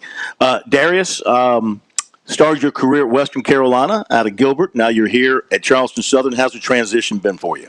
I had a pretty good transition, coming from Western Carolina to here. It was kind of a bummer at first because they kind of told me I wasn't big enough for the scheme. So I kind of took that to heart, and I just been working hard ever since, and now we're here. So when you came here, they were telling you they didn't think you were big enough for the scheme? Western Carolina did, yes, sir, but they felt like I was a really good fit over here. Yeah, okay. So what have you been doing since you got here to kind of show them, what you're really all about? Been out there on the field, doing field work over the whole summer. Working out with the team, keeping everybody energized and motivating everybody to keep on being better for themselves. Yeah. Are you a pass rushing demon? I love to think so, yes, sir. Yes. Is he really? Yes. He gets after the quarterback. What's your best or favorite move to get to the quarterback? The inside chop, really. Yeah, but I'm starting to become a favorite of the double swipe because I'm starting to get a little better, get a little sharp at that one. Yeah, I've heard somebody else was talking about the double swipe on our tour, talking about pass rushing moves. JD, offense with what Coach Gabe is putting in, what they want to do. What do you think about the transition to that, and how were you picking it up? It was very different at first, but we got some good running backs and good other players that made the transition easier because we all good athletes. But as a running back, it was very different because we went from a one back to a lot of two back sets and a whole bunch of different things that we can do in different ways. But it's been good because, like I said, we got a lot of explosive guys that can make the plays when they need to be made. The difference in the timing in this offense compared to what you're used to, and I guess the read option part of it, the thing the quarterback has to do before he makes a decision, gives the ball to the running back. How has that worked out for you? How well have you guys picked that up? Like I said, it's been pretty good just because we all fast learners. It just takes getting reps, and in the summer we'll go out with the quarterbacks, getting reps in before we actually got the reps in practice. So repetition kind of got us good before it happened. You like where it is now here a week before the season begins? You like where the offense is? Oh, yes, sir. We can always get better, and we're going to strive to get better each and every day until then. But, yes, sir, I like where we're at. Darius, tell me about Bloody Tuesday. Bloody Tuesday. We had busting out there today. So, yeah, that's basically it. But today's Wednesday. Well, since we didn't have practice Monday, yesterday, Tuesday was Monday's practice. Gotcha. Today was a Tuesday's practice. Gotcha. So. I'm just picking at you. So tell me more about Bloody Tuesday. I mean, rubbing blood on the face and just ignoring the pain and the agony and all that stuff? We ain't have no blood. I mean, we ain't had no blood rubbing on the face today. But we was out there cracking heads, What about the physicality of this team then? Physicality, man, we there. We there, man. And we brought in, 3 new freshmen on the defense. I think they all in the secondary. They cracking heads too, and I love to see it. And they get me going too. So, hey. JD, is this team going to have a physical mentality? Do you want to have this? Is this team going to have the reputation of being the toughest hombre on the field? Oh, yes, sir. Definitely, for sure, especially on the offensive side. I mean, they got their own thing, but we got our own hit. And, The first thing is securing, and the second thing is punishing people. And we're going to show that every day, every play, every minute of every play. Yes, sir. How do you feel about your offensive line? They good. They actually been growing each and every day. They being physical, they learning, and I think it's going to be good running behind them boys. Expectations for this season? JD, what do you think you guys can do? To win, just prove people wrong. Just worry about us. That's all I worry for the week is us. Just bringing everybody along and just getting a winning mentality in everybody's mind. Darius, what do you think about this coming season? Coming season, we're going all the way. We ain't going to let up. We're going to be playing December all the way into January. We're going to keep it going, bring home a championship. No other way to look at it, my man. You got to go for the ring when you get that chance. Yes, sir. Number one thing for you guys, we always say, stay healthy. Hope you have a great, healthy season. Get a lot of W's, get the ring. We thank you for being with us. Yes, sir. Thank you for having me. And take it easy on those guys out there. No, sir. Can't promise that. No, sir. Okay, guys. J.D. Moore and Darius Bell from Charleston Southern. We'll be back. On Point Weather is made possible by our friends at Palmetto Citizens Federal Credit Union on 107 The Point. And here's tonight's forecast. Clear this evening and comfy with low temp dipping to 67. Tomorrow we start to warm back up again. Sunshine skies at a high temp of 94 Friday and Saturday. Expect us to top 100 as a high with rain chances increasing as the weekend arrives. Afternoon storms possible on Saturday and Sunday. Brian Leonard with your On Point local weather.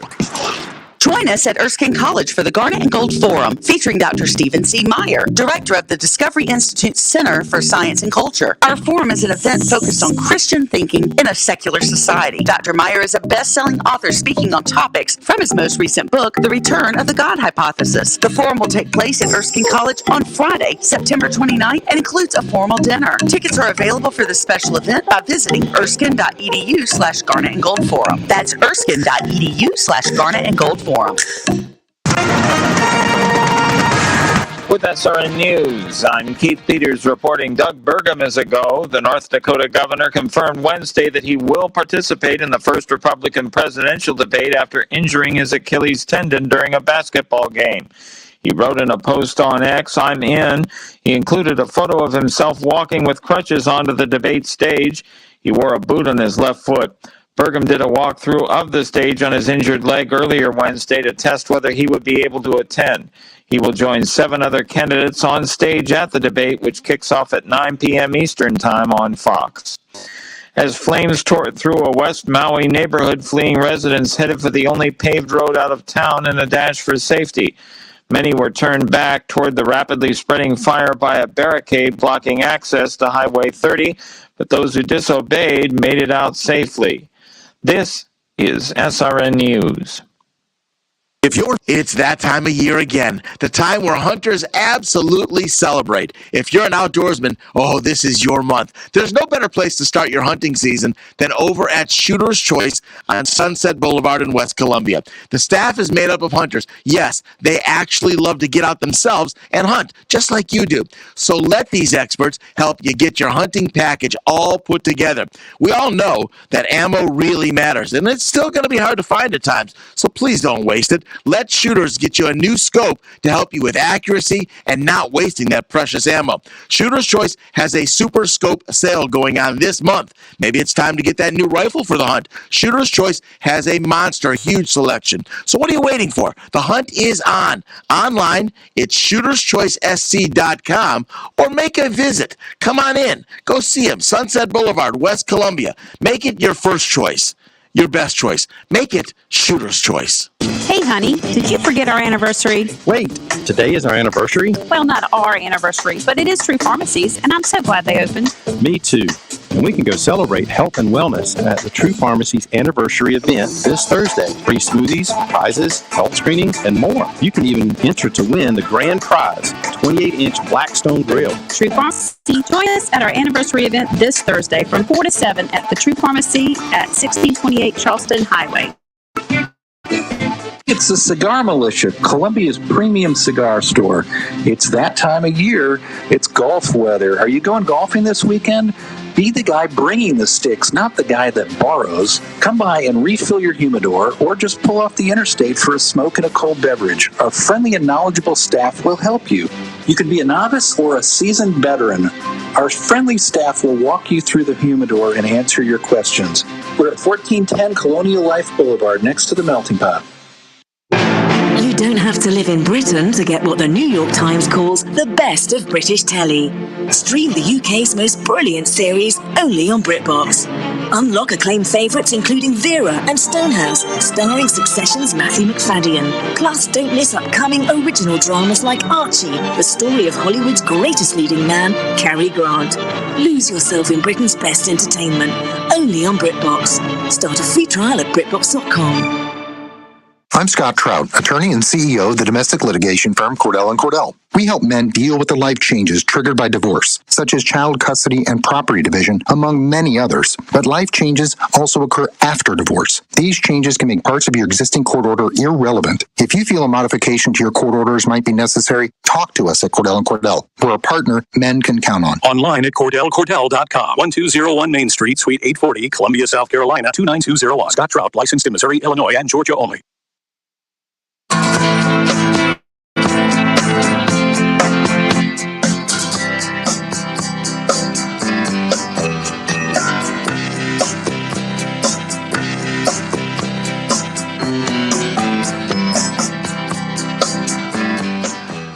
We're back, Sports Talk on the Sports Talk Media Network. Thanks again to the folks from here at Charleston Southern. They were terrific.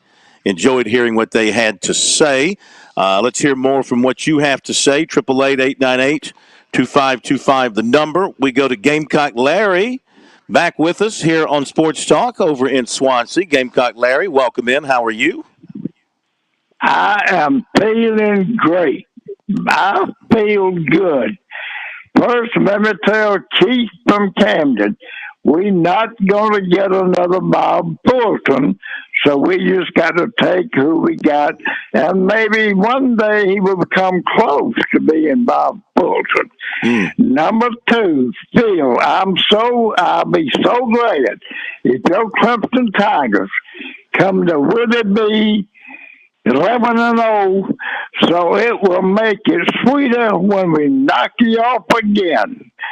Number three, let me see. I think I forgot number three, but anyway. You always forget number three. Okay, the rattler will strike. Juice will flow. DK, nobody know. Trey will deliver. 44-31 Gamecocks. That's about all I got to say. Well, now, did you not hear me say earlier tonight 45-24? I said 45-24. I wrote this down Monday when I called and you cut me off before I got through telling you. I got it down in my boat. 40, I don't forget it. Boy, I feel good. You know, I do. Sound good. But see, I'll tell you what, if you and Pat and Chris, I'm about to give up. I'm about to give up on this other station. I'm gonna listen to you, or I listen to. Tired of listening to call-in show because they don't. I don't know, but I'm gonna listen. Oops. Last night at 6:05, woke up at 8:40, still had the radio in my ear. And I said, this ain't Phil. So I rolled over and went to sleep to my radio first off. And I was talking to Phil, you had me laughing before I started, man. You did. You was talking all that about. I don't forget what you was talking about, but I enjoyed it. Okay. All right, Larry. Settle in, settle down, settle in. We'll see you tomorrow. Thank you very much. Good God. Pace yourself, Larry. Pace yourself. Really? He sounds like he's ready to the season opener. Run a marathon or something. Holy smokes. I wish, you know what, we should all have that kind of energy and enthusiasm, shouldn't we? Absolutely. Yeah. Be fantastic. Let's go to Sam in Charleston. Sam, good to have you with us here on Sports Talk. How are you this evening, sir? Phil, Chris, and Pat, you're listening to the Low Country of Sam the Man, the Cougar Man. I like it. Who came up with that? Sam the Man, the Cougar Man. I think Pat. Pat, did you come up with that? Sam the Man, the Cougar Man? Oh gosh, I'm not sure, but I appreciate that, Sam. I'll take the credit. It's a great nickname, though, man. Sam the Man, the Cougar Man. Well, that's you. Okay. So let me get this straight about Gamecock Larry real quick. How many times when South Carolina went to a bowl game last year, did they go, oh, wait a minute, they didn't? They did. Because, they went to a bowl game. Okay. Is it the MarcosPizza.com bowl? No, it was the Gator Bowl. Oh, well. So actually, I have a bunch of questions for you tonight. Okay. To think about this week. So, you guys hear about the non-conference schedule for the CAC men's basketball team? And here's my number one question. That's my number one question for you. But number two question I'm having is, our men's basketball team is going to the, I forgot the name of it. It's some kind of tournament up in Myrtle Beach. Mm-hmm.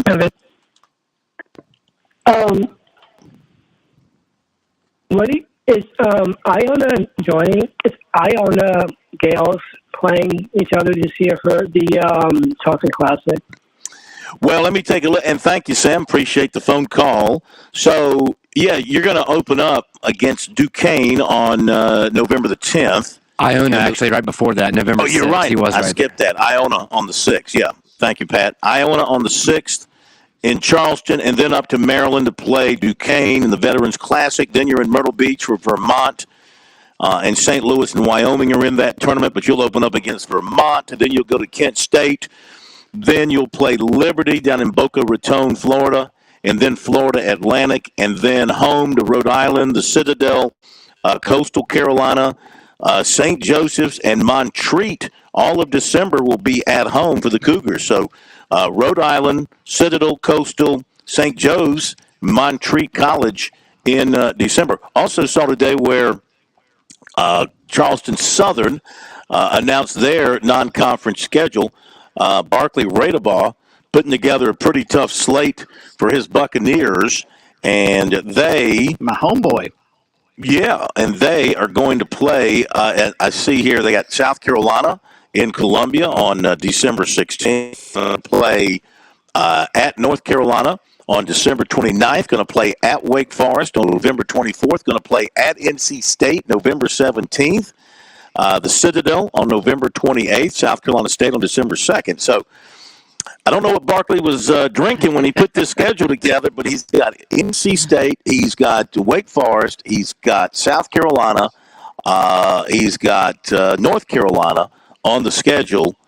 That's pretty stiff for a non-conference basketball slate for Charleston Southern. Usually you put together a tough schedule when you've got a really good team. So maybe he feels like he's going to have a really good team this year. We need to get Matt Roberts, the AD down at the college, to add football. So Sam has something to chat about during football season other than men's basketball. Yeah. We love basketball, but it's hard to really get fired up about it in August as we're about to head into the start of the season. If the college had football, then that would keep Sam busy. He'd have something else to get excited about. Exactly. So let's go back to football, and we mentioned the USC coordinators meeting with the media today. Obviously, we're running up against it time-wise. So let's go to the offensive side and hear what the first-year offensive coordinator and quarterback coach Dowell Loggins had to say. Chris, if you want to lead us into his comments. Well, he was excited, as they all are at this time of year. Likes where the team is, that side of the football is at this point in time. Feels pretty good about the scenario. Still trying to figure out some position battles, as Shane Beamer touched on yesterday. He didn't want to get into depth chart issues at this point in time, but he did question some thoughts from the media gathered today. And here's what Dowell Loggins had to say about the first season with the Gamecocks as OC. How's it going, Dow? Good, you doing all right? Yeah, can't complain, man. You said at the beginning of preseason, you got to see what this offense looks like before you can really start saying how it goes. Now that you're, I guess, 2 weeks away from the first game, is there one word or a term that you can use to describe what this offense is going to look like? What a question. One word. I'm afraid, one word's hard. I'm happy with where we're at right now. We're continuing to get better every day.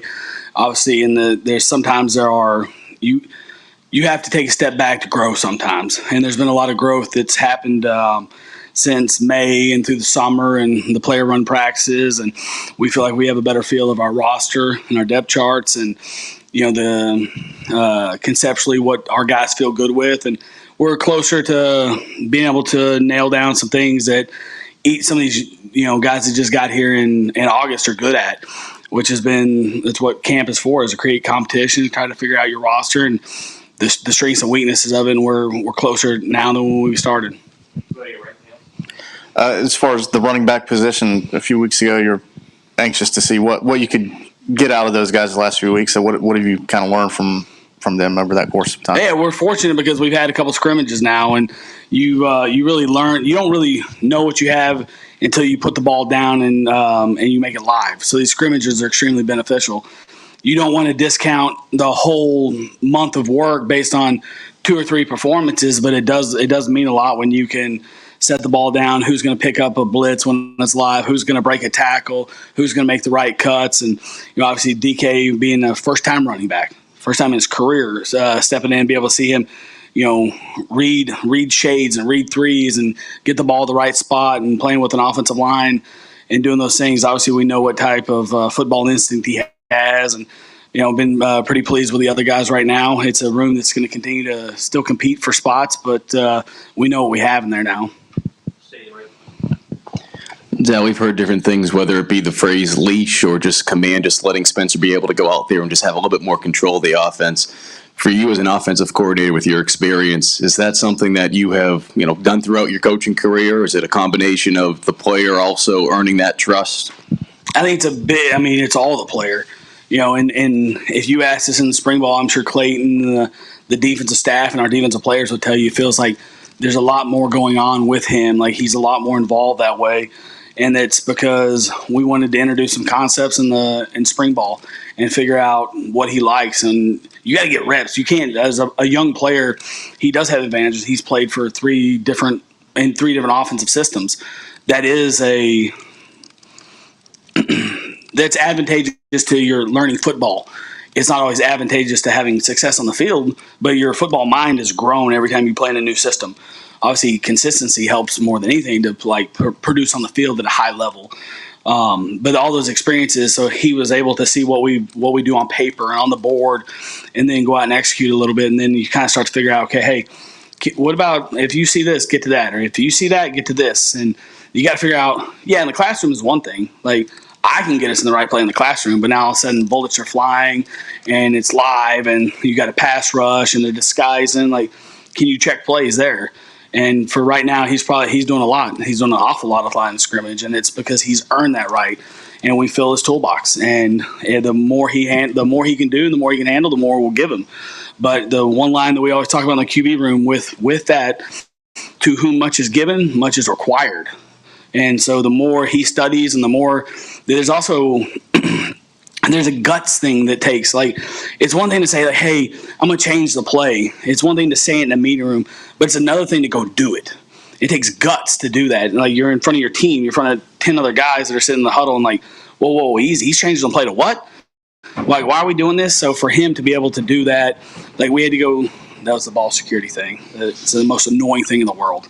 Can we not find a better place to put that thing? Golly, like, put it out in the locker room or something. I'm sorry, but that is annoying, isn't it? Like, I thought someone was trying to get in the door. But for him to be able to, and you got to have, like, hey, you got to be able to give him enough leash to where it's like, hey, go do it, go try it, have the courage to do it, have the guts to do it, and then reel him back in sometimes, like, hey, why'd you do that? Because you don't want to leave the reservation. Like, you don't want to become like where it's like you don't want it to be Denny's at 2 a.m. when you order something. You're like, I don't know what's coming out of the kitchen. But so when you give them that kind of freedom, like, making sure that it eats, the advantageous looks. And I do think his experiences definitely help him that way because he's been a part of a lot of football. And he's seen a lot of different things. A lot of, the most college players don't get to play in 3 different systems. He would love to say, hey, I wish I was on one system for the last 3 years, but it's going to help him long term.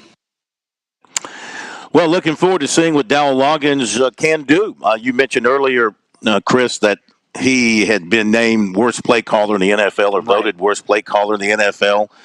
So I think, again, he was on some really bad teams, though. Let's see what he does here with South Carolina with a quality quarterback. I still wonder about the running game. I still wonder about taking a guy who – and listen, it can be done, obviously. We talked about it the other night. Taking a guy who's not a pure running back. He was a quarterback. He was a receiver. He's an athlete. Now you can make him a running back.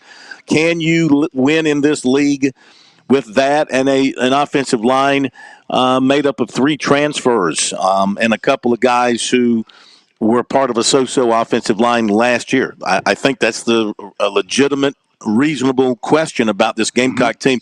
Then again, I've already pegged them for 45 points. So I must believe they're going to be pretty good because I think they're going to throw and catch it really well. I'll be surprised if they don't break 250 a game throwing the football. I'll be surprised if they don't hit that mark.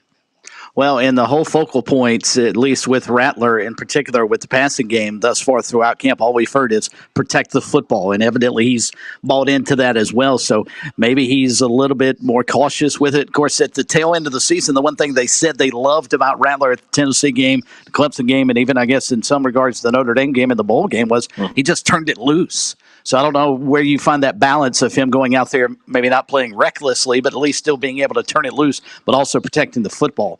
And they've got to find a way to make sure their defense gets as opportunistic as it was, 2 seasons ago, where they were able to knock the ball loose almost seemingly every drive. So there are a couple of things they obviously have question marks going in, but what is Rattler in that passing game going to look like? And I'm kind of like you. I'm looking forward to seeing how well they can throw it down the field. Yeah. All right, let's turn our attention to Clemson. I don't believe did the Tigers, trying to remember, was today an off day for them? Do you recall? I haven't seen much out of Clemson today, so I'm thinking it might have been an off day because of classes starting, perhaps. I think they started classes up there, yep. Okay. Didn't see anything on the schedule from that standpoint. So, of course, we were wrong on South Carolina when they started school, too. So, yeah, well, now, wait a minute. You're right. I said it. But it was on the schedule that they were starting classes last Thursday. I mean, I've got the schedule. I'll show it to you. Anybody wants to see it. Anyway, I'm not mad at anybody about that. Not mad at you. Love everybody. I'm like Gamecock Larry. I love y'all. Love everybody. And class did start today at Clemson, so that's probably why we don't see anything coming out of there today. That's probably it. Okay. But one of their questions, of course, offensive line. And the left tackle still – I don't think they've determined exactly yet who will start there against Duke. They still have, a few extra days, so they don't play till Monday, a week from Monday. Marcus Tate is back, however, at left guard after going down with that knee injury last season. That certainly hurt their offensive line. He spoke with the media recently, took questions from the media, was asked about coming back from that knee, getting healthy from the spring, and now getting even healthier here for the fall. Here he is talking about that and other things. The biggest takeaway for me definitely was just never take advantage of never take advantage of the opportunity. Don't take my opportunity for granted. You know what I'm saying? Like, I work really hard, and now that I have my opportunity to play again, I won't take it for anything anymore. You know what I'm saying? Everything I do is for love now. So definitely just don't take anything for granted, and just really work hard and love what I'm doing. Can you give us the biggest difference, you playing at this year's offense compared to last year's offense, bringing Coach Riley in? The biggest difference I would say is definitely just the tempo of the offense, and also it's more creative, I definitely say. So, we're getting our playmakers the ball in space more often. So it really takes a lot of pressure off for the O-line because we have a lot lighter boxes, I ain't gonna lie. But for me, I just think it's more, the tempo is faster, and we're able to play more aggressive and more free in this offense for sure, because we have more say in what we're doing and, pass protection and stuff like that. So how is Tristan Lee been doing at the left tackle spot, and what changes have you seen in his defense? His work ethic is second to none. Y'all got to see the way the man been working this offseason. I think he's really took it serious about this opportunity that he was given. And I see it every day. He cares, and that's one thing. Like, you know, you can't take that from anybody. You know what I'm saying? If you care, you know, I can respect that. And he's really taking advantage of his opportunity. He's working every day, and he's looking good. I'm pulling for him. The tempo being pushed more. What does that mean for the line in terms of your preparation through the off season?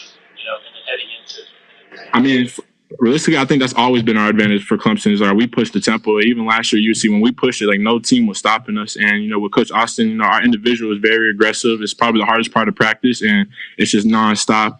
And we're conditioned. I think that's our advantage. We're more conditioned than most teams, most D lines, and we're kicking butt when we're moving fast. So pushing the tempo even more this year, especially the way K pushes it, because he's a little bit more high tempo, is crazy. Crazy work's about to happen.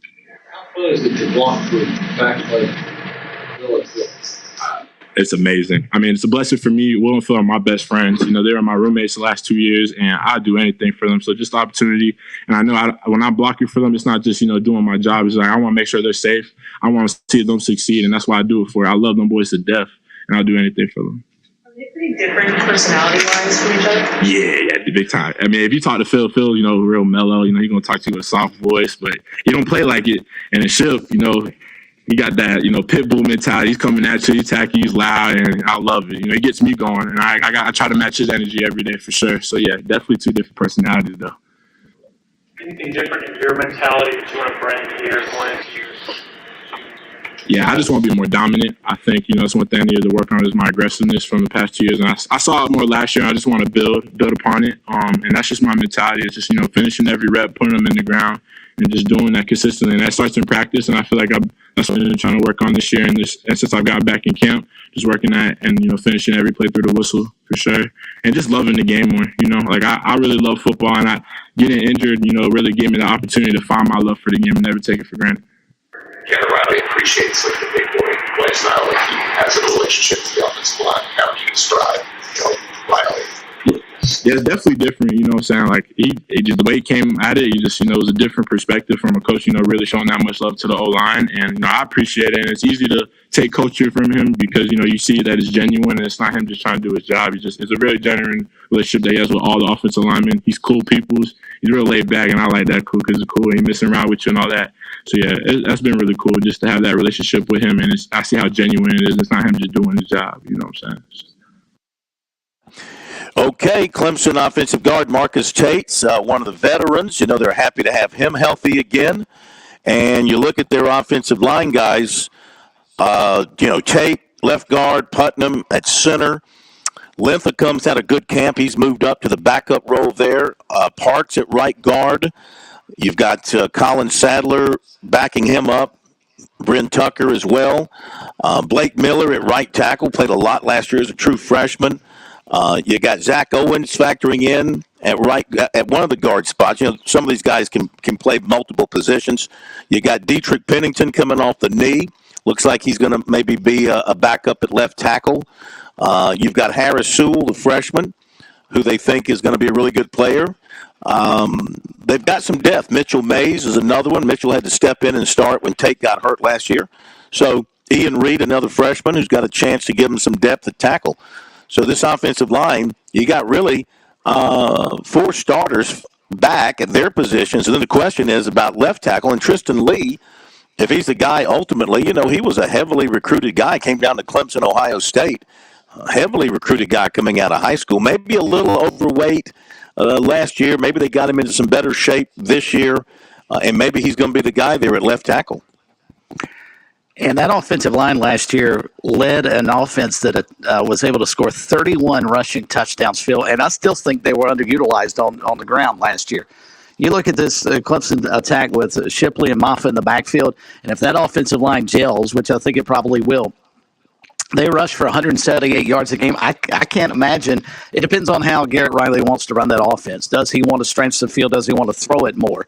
But if he wants to be stubborn and stick with the ground game, which I still think is probably their best aspect on offense, why can't they rush for 200 yards a game and maybe score 40 touchdowns on the ground, which seems absurd. But they're not that far away. And with the talent they've got in that backfield, that's, to me, especially early in the season, I'd lean heavily on Will Shipley. He'd carry the ball 30 times, and when he wanted to come out, I'd turn my head. You just stay in the game. Hey, well, don't forget about Phil Maffa. I mean, Yeah, I know you want to give Shipley the ball, but they got old thunder and lightning combination going there, and Garrett Riley, solid back. Oh yeah, and Garrett Riley likes to run the football. I think he's going to put the ball in those hands. Okay, looking at our video feed and a lot of comments from folks there, and let's see here. Craig says Andy wakes up with a black cloud over his head. I've never heard him laugh. That's a good point. Have you ever heard him laugh? He has when he picks on your Yankees. I have heard him chuckle about that. Yeah. Eddie says loves the increased audience on social media broadcasts since football's back. Yeah, we love to have people watching us, listening to it. Eddie says all about the money, and we all are guilty to a certain extent. Money dictates the majority. Such a shame, but you guys have a great night. All right, Eddie. Good way to close it out. Final thoughts, Chris? Actually, I just saw something come across the wire that due to a COVID issue with the Keenan High School football team, their matchup with Orangeburg-Wilkinson this week has been canceled. Oh. Gosh, I hope we're not headed down the road to start seeing COVID crop back up during football season. But, yeah, Travis. Hate to hear that. Times and Democrat reporting that. Thanks, everybody here at Charleston Southern. Thank you, Pat. Thank you, Chris. See you tomorrow from you-know-where, Coastal Carolina. See you then.